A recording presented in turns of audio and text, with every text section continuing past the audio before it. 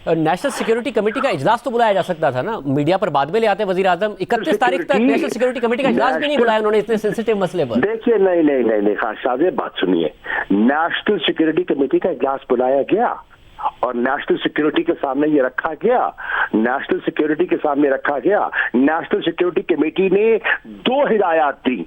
एक हिदायत ये थी कि डिमार्च किया जाए, यहाँ पे इस्लामाबाद में भी किया जाए और वॉशिंगटन में भी किया जाए, और नेशनल सिक्योरिटी कमेटी की हिदायत पर हमने डिमार्च किया, यहाँ पे भी किया इस्लामाबाद में और वॉशिंगटन में भी किया।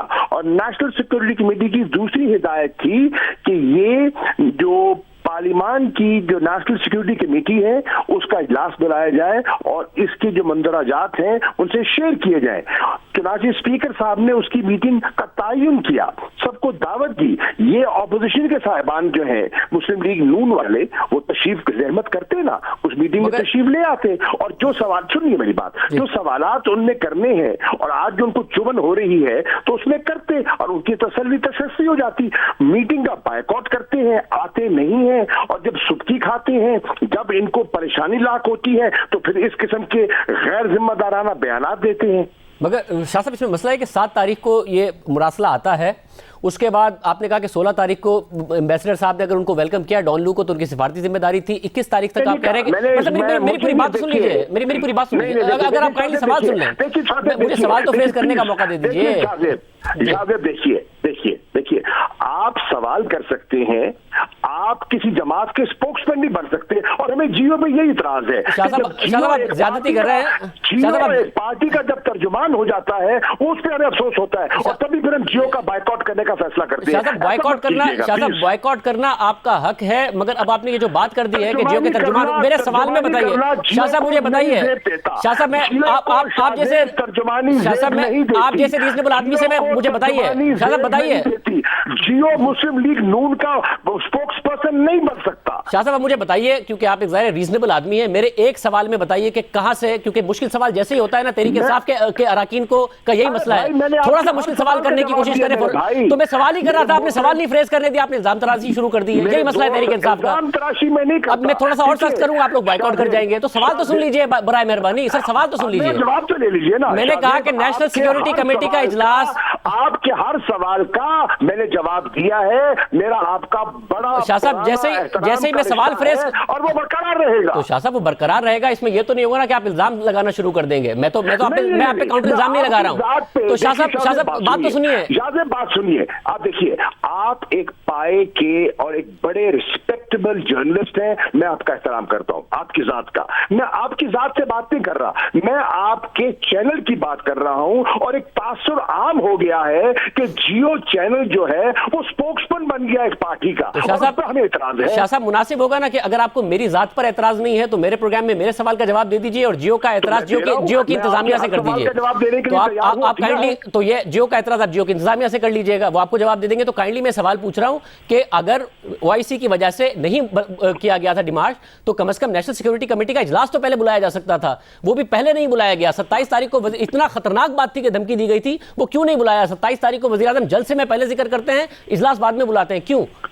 देखिए, सवाल ये है, नहीं, ना, वजीर आजम ने इजलास बुलाया और बाद में जिक्र किया, वजीर आजम ने इजलास बुलाया। अब उस इजलास की टाइमिंग वो क्या मुनासिब समझते हैं, ये उनका प्रोगेटिव है, और उन्होंने यकीनन मशवरा किया होगा, सोच विचार की होगी, कॉन्टेम्पलेट किया होगा, और मुनासिब वक्त उन्होंने इजलास बुलाया। तो फिर मुझे ये बताइए कि उस इजलास के एलामिये में तो वो बात नहीं लिखी है जो वज़ीर आज़म कह रहे हैं कि नेशनल सिक्योरिटी कमेटी ने एंडोर्स कर दी है कि जो इस वक्त नो कॉन्फिडेंस है वो बैरूनी साजिश का हिस्सा है, अमेरिका की साजिश का हिस्सा है, ये अमेरिका का, ये कहाँ लिखा हुआ है? इस एलामिये में तो कहीं नहीं लिखा, तो क्या मिनट्स में ऐसी बात है? देखिए, मैं वो चीज यहाँ डिस्कस नहीं कर सकता जिसकी मुझे इजाजत नहीं है, लेकिन मैं आपको ये कह सकता हूँ कि वो जो कम्युनिकेशन थी, उस कम्युनिकेशन के ताने बाने नो कॉन्फिडेंस से जुड़ते हैं। अब ये बताइए, अभी नो कॉन्फिडेंस पेश नहीं हुआ और जो मीटिंग होती है एम्बेसडर से अपना डोनाल्ड लू की, वो होती है 7 मार्च को, और उसमें वोट ऑफ कॉन्फिडेंस का वो जिक्र कर देते हैं। उन्हें इल्हाम हुआ था, उन्हें कैसे मालूम हो गया था कि नो कॉन्फिडेंस दाखिल हो गया है? अभी तो नो कॉन्फिडेंस दाखिल नहीं हुआ, हो सकता है ऑपोजिशन अपना फैसला तब्दील कर देती। उनके इल्म में था, नो कॉन्फिडेंस का उनके इल्म में था, वो जिक्र करते हैं, उसमें जिक्र है कि नो कॉन्फिडेंस आ रहा है। अब उसके साथ एक पैटर्न देखिए कि किस तरह के एक सफारत खाने के लोग बतदरीज लोगों से एक पूरा मिलना शुरू कर देते हैं,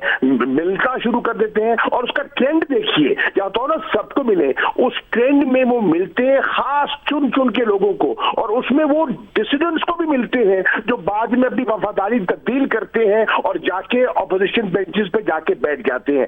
देखिए ये इतनी सादा चीज नहीं है। और फिर आप ये देखिए कि चलिए हमें छोड़िए, चलो हम तो हो सकता है हमारे सियासी तकाजे हों, लेकिन शाहजेब अगर आप देखिए कि आज बहुत से अहम ममालिक में जिसमें आपने आज अपना स्पोक्स पर्सन जो रूस की वजारत खारजा की स्पोक्स पर्सन है, उनका आपने बयान देखा, उन्होंने क्या कहा? आप देख रहे हैं कि उस पे चीन का एक ट्वीट आया। आप देख रहे हैं कि आज मैं मौजूद था वजीर आजम के साथ जब उज्बेकिस्तान के सदर ने फोन किया, और उन्होंने भी हैरानगी और तशवीश का जिक्र किया, ये जो पाकिस्तान में इस किस्म की ये जो पॉलिटिकल इंटरफेरेंस हो रही है, और अपनी सॉलिडेरिटी का इजहार किया वजीर आजम पाकिस्तान के साथ। आप देखें ना, तुर्की के वजीर खारजा मुझे फोन करते हैं और अपनी कंसर्न शो करते हैं, ईरान में बात हो रही है। अब ये देखिए, ये तो इंडिपेंडेंट सॉवरेन कंट्रीज है और पाकिस्तान के साथ उनके अच्छे ताल्लुकात हैं और वो भी फिक्रमंद हो रहे हैं। मैं हैरान हूं कि वो क्यों हो रहे हैं। उनका तो पाकिस्तान की सियासत से क्या ताल्लुक है, उनका पाकिस्तान के इंतखाबात से क्या ताल्लुक है?